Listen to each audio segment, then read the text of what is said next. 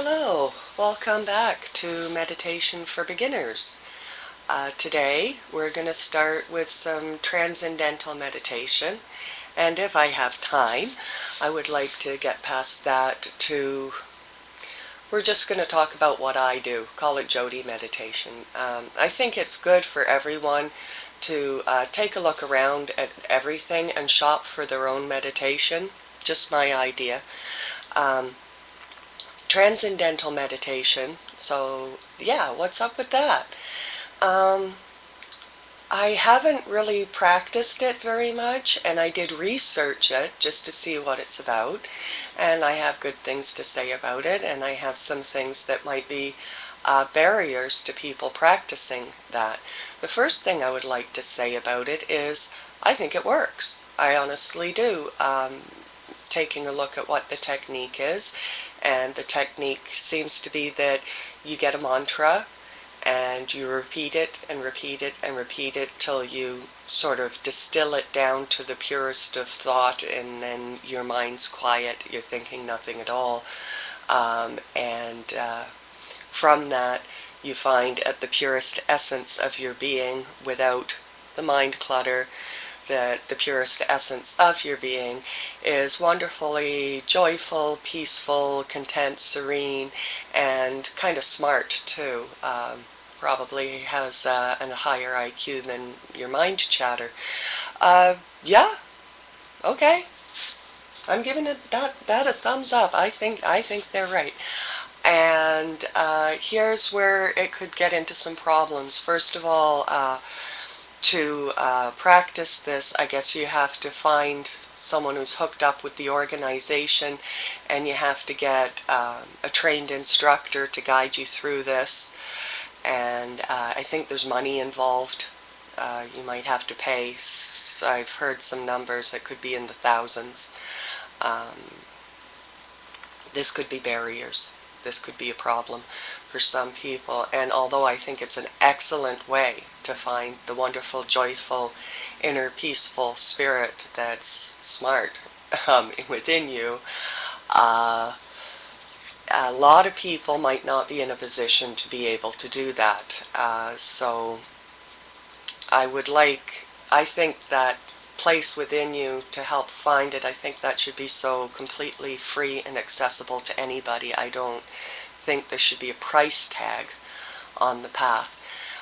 So that's where I kind of get tripped up there, because I can't go study it. I don't have that kind of cash, and I'm not sure where I'm supposed to go.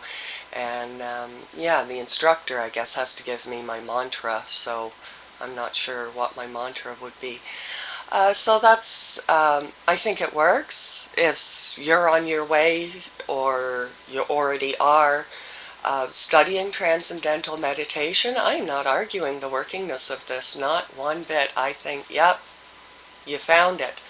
You got the mother lode, and yeah, it is beautiful, isn't it? And you'll often hear people who are involved in transcendental meditation say there are no words to describe just the sheer unadulterated beauty of what they found there. And yeah, I'm agreeing with you on that. But for those of us who are just sitting in front of YouTube here trying to find a better place that way, and would like some tips along the way, I'm going to talk a little bit about what I do. Now, I am a Taoist, and for me, I did use mantras, and I think that they're a good idea. I don't use them as often anymore. A mantra is a way to start training your brain to get quiet. You know, I did the ah meditation. It's on my channel, where you just ah, and we've already talked about all of this with mantras. So, what I do today is, it's about, now on one of the, I know I'm interrupting myself again, but on one of the transcendental meditation pages that I was looking at, there was a young man there who was saying, and I've had people email me with this problem, I just can't get my mind to go quiet. When I try to stop thinking, I'm deluged with all these thoughts and I'm fighting them and they just won't go away. And on the Transcendental meditation page, they said you have to find a trained instructor and go through this. Well, I don't think that guy got help that day. So what do you do about that?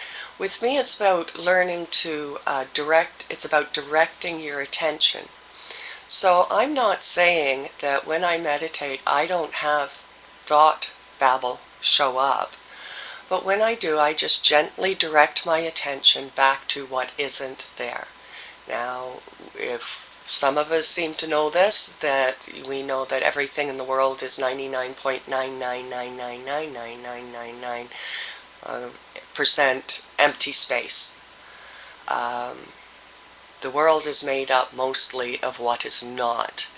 A Taoist perspective focuses on the empty space. A room is nice, but if there's no emptiness in the room, you can't use it. A cup is good, but without emptiness, what good is it? You can't put anything in it. So we concentrate a lot on empty space and what isn't there. So when you close your eyes to meditate, and this is a quiet trip by yourself, you have to be willing to go it alone.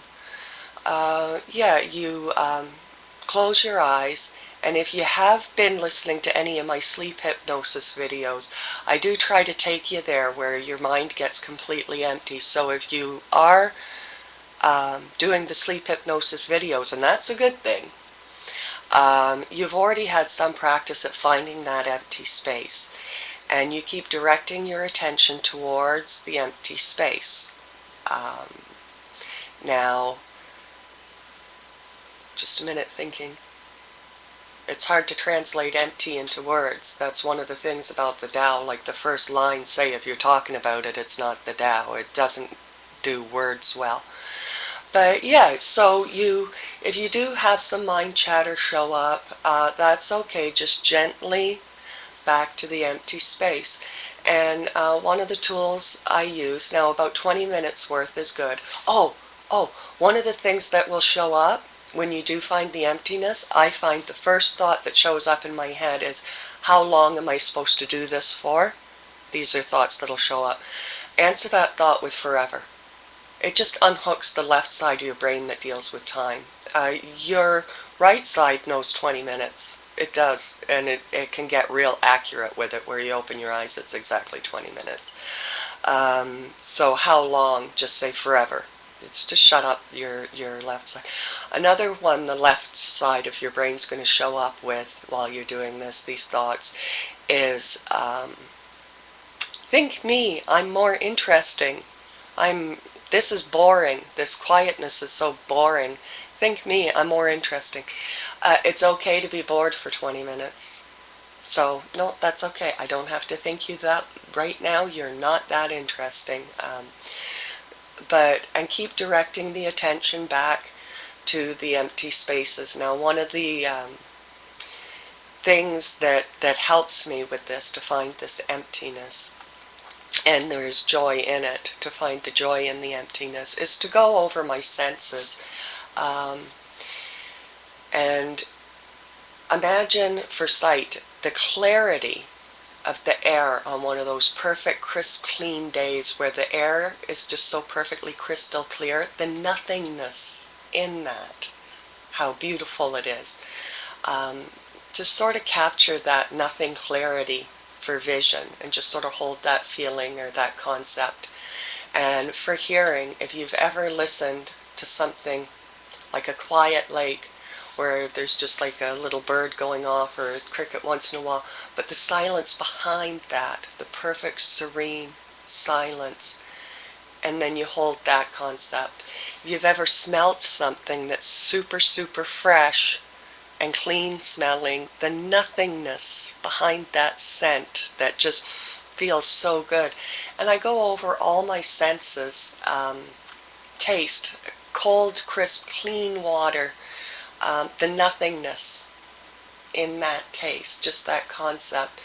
And I go through all 5 of these things, and maybe I'll do a tutorial after this, would probably be best. I haven't done my morning meditation yet. Maybe I'll do it with you. But anyway, you go through the nothingness of all of this. For feeling, what I do is, instead of feeling inside my body, I will feel what is on the outside. Um, Feel how soft my pajamas feel, so that the inside of me feels completely empty, because I'm focusing. And I have fibromyalgia, so I do that a lot so I don't feel the pain inside. I feel how good the pajamas are outside. So people with pain, and I've talked to many of them about this, and they say this helps, that they start focusing on how good their sheets or covers feel, how good the pillow feels, how good the outside feels. So the emptiness of your feeling is kind of inside, and then how wonderful that is. And you can add to that just the emotional joy of that nothingness, and feel that. And then you have, so you've got something to focus on for a little bit here. And then the joy of that empty mind, and you sort of put, because all these things are really the same thing, that joy of the nose, of the ear, it's all that same nothing quality. You join that up together and become it. And just be that feeling, quiet, serene. And while you're doing that, your mind will it'll get little thoughts, but just gently redirect the attention. You're going to pay attention to that. Mindfulness, Buddhist stuff, tends to want to pay attention to what's there. We're going to pay attention to what's not there, because the magic is within the 99.99999% empty space. And just the joy of quiet peacefulness. We are way over excited. We want more, bigger, better, more excitement, more highs. Our nervous systems are burning out. We're getting too many people with depression, anxiety, fibromyalgia. I don't know, list it. Quiet. Listen. Now, if quiet is too hard, again, we're back to, you can bust a couple mantras, the ah, and just listen to that. That's how I got there in the first place, was doing the ah meditation. And they say 20 minutes twice a day. I am very good about getting the mornings in.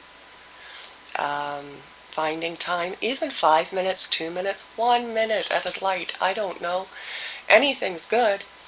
But I often, at night time, have a hard time with it.